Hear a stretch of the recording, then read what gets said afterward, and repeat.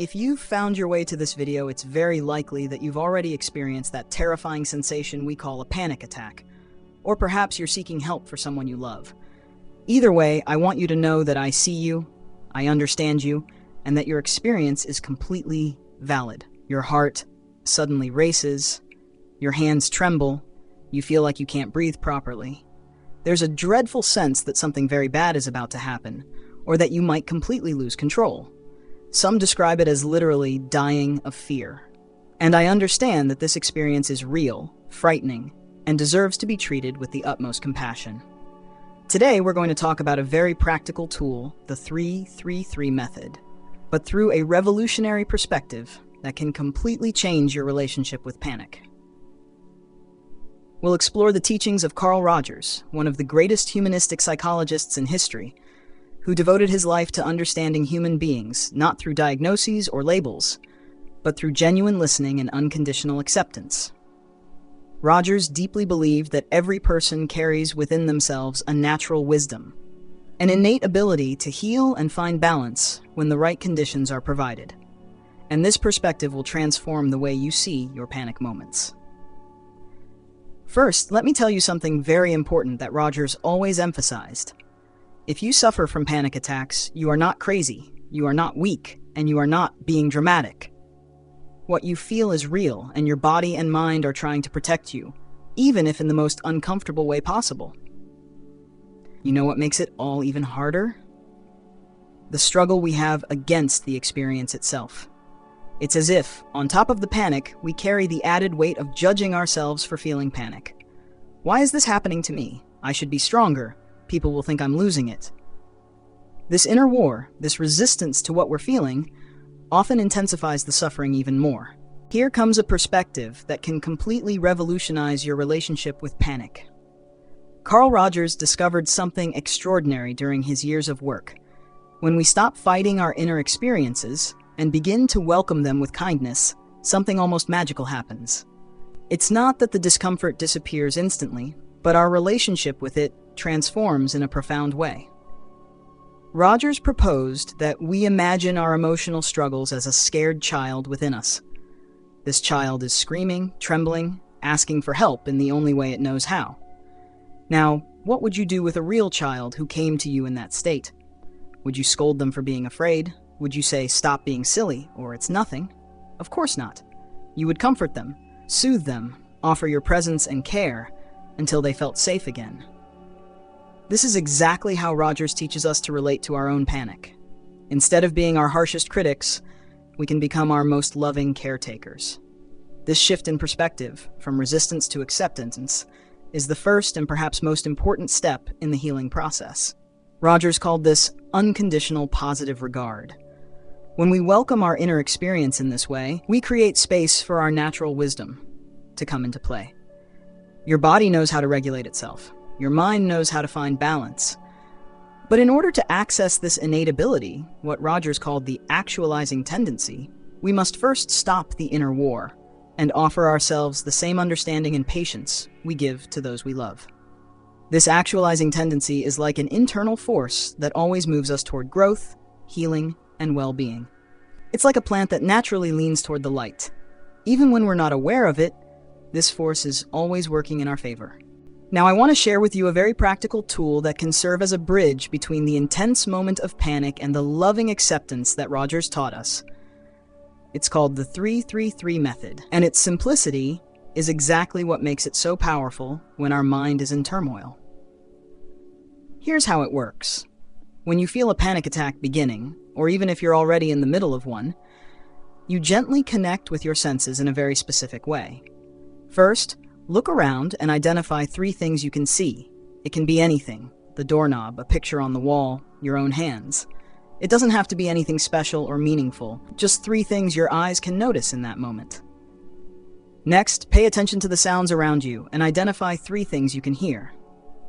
Maybe it's the noise of traffic outside, the hum of the air conditioner, your own breathing, or even silence, which is also a sound, a presence we can perceive.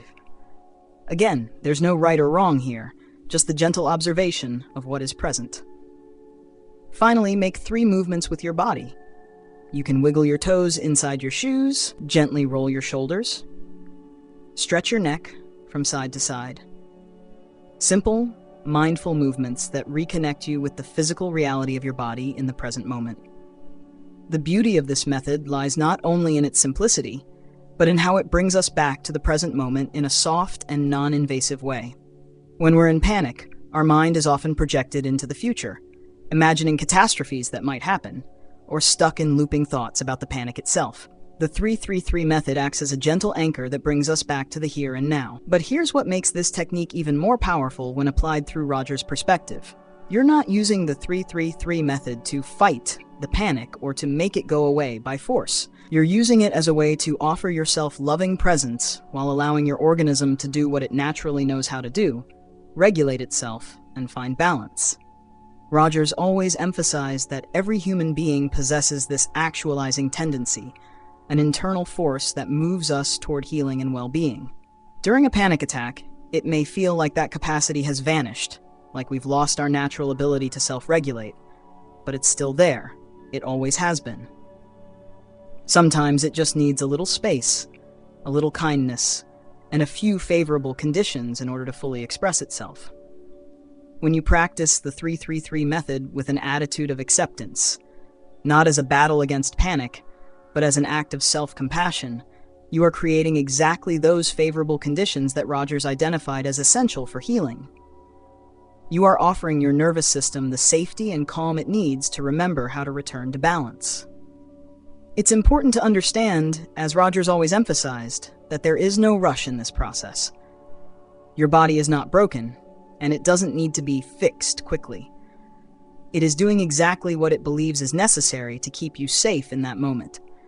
Your task is not to impose forced change, but to offer understanding and loving presence while allowing your organism's natural wisdom to do its work. Rogers taught us that true healing happens when we create an internal environment of complete acceptance. When you relate to your panic in this way, not as an enemy to be defeated, but as a part of you that needs care, you are applying one of the deepest principles of the Rogerian approach. When you begin to practice the 3-3-3 method with this welcoming perspective that Rogers taught us, you might find that it's difficult to focus at first. Your mind may be so agitated that even identifying 3 things you can see feels impossible. Rogers would say this is completely normal and expected. If you can only identify 1 thing you see, or 2 things you hear, that's already enough. If you're only able to make 1 conscious movement with your body, that alone is an act of self-love. Perfection is not the goal here. Loving presence with yourself is what truly matters. Rogers always emphasized that we are not trying to conquer or defeat our emotional struggles. We are learning how to become a gentle companion to ourselves during a difficult experience. It's like being a friend who stays by the side of someone going through a hard time. You're not there to fix everything immediately, but to offer presence, understanding, and unconditional acceptance. Each time you practice this loving presence with yourself, each time you choose acceptance over resistance, you are strengthening a new internal pattern. You are teaching your nervous system that it can trust you, that you won't abandon or judge it when it's in distress. And here's something beautiful that Rogers observed in his work. Over time, when we create this inner environment of complete acceptance, our organism naturally finds its balance. You may begin to notice that panic attacks lose their intensity, or even their frequency. Not because you're fighting them, but because you've created an internal space of such safety and acceptance that your nervous system simply doesn't need to sound the alarm so loudly or so often anymore. Part 6, Final Reflection and Inner Wisdom. Before we close, I want to invite you into a moment of reflection, something Rogers deeply valued. Breathe naturally for a moment. There's no need to breathe in any special way, just allow your breath to happen as it wants to. Rogers always said that every person is of immense value, exactly as they are. Your struggle with panic does not define you. It does not diminish you. And it certainly does not make you any less worthy of love and understanding. In fact, your sensitivity, your ability to feel deeply, even when it hurts, is also a reflection of the richness of your humanity. The 3-3-3 method we've shared today is a tool, but you are so much more than any technique or strategy. You are a person with an incredible natural capacity for growth, healing, and self-regulation. That capacity, what Rogers called the actualizing tendency, has always been within you, even in the moments when you couldn't feel it. Each time you remember to look around and find 3 things you can see, hear 3 sounds around you, and make 3 conscious movements with your body, you're not just applying a technique, you are practicing an act of self-love. You are telling your deepest self, I'm here with you. You are not alone. We're going through this together. And if at any point the technique seems like it's not working, remember what Rogers always emphasized. The very act of trying to care for yourself is already a victory. The simple gesture of seeking kindness and presence for yourself is already transformation in motion. You have within you everything you need to navigate life's storms, including the storms of panic. Sometimes all you need is a gentle reminder of how to access that inner wisdom and simple tools that help create the right conditions for it to emerge. If this video touched your heart in any way, if you felt understood, or if these words brought even a small sense of relief, I would deeply appreciate it if you left a like and shared it with someone who might benefit from this perspective. Rogers always believed that healing happens in human connection, and sometimes just knowing that we're not alone in our struggles is already an important first step. In the comments below, feel free to share your experience. What is it like for you to deal with panic? Have you ever tried an approach like this before? Or maybe you have other ways of calming yourself that you'd like to share with our community. Remember, your story might be exactly what someone else needs to hear today. If you haven't subscribed to the channel yet, I invite you to do so now and activate the bell. Here, we create a safe space to explore the complexities of human experience with the kindness and understanding that Rogers taught us. We talk about anxiety, relationships, self-esteem, and so many other aspects of life that sometimes just need a more compassionate lens. And if there's a specific topic you'd like me to explore in future videos, some pain, some difficulty, some deep longing of the human heart, leave your suggestion in the comments. Your voice matters. Your experience matters. And together, we can create content that truly makes a difference in people's lives.